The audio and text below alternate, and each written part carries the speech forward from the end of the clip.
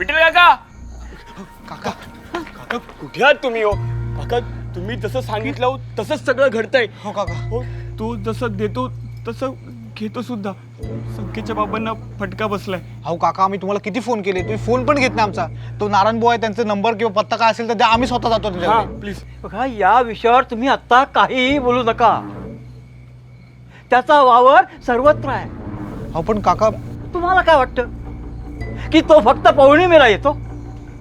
इतर दिवशी सुद्धा त्याचा वावर असतो. पौर्णिमेच्या रात्री तो फक्त नंदिनीला भेटण्यासाठी आपली हद्द सोडून नदीजवळ जातो.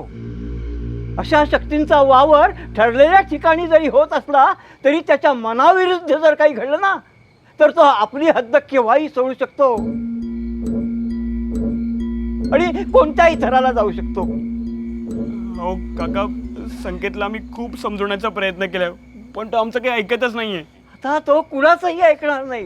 का कारण संकेत आता या गावचा झालाय. गावचा झाला म्हणजे?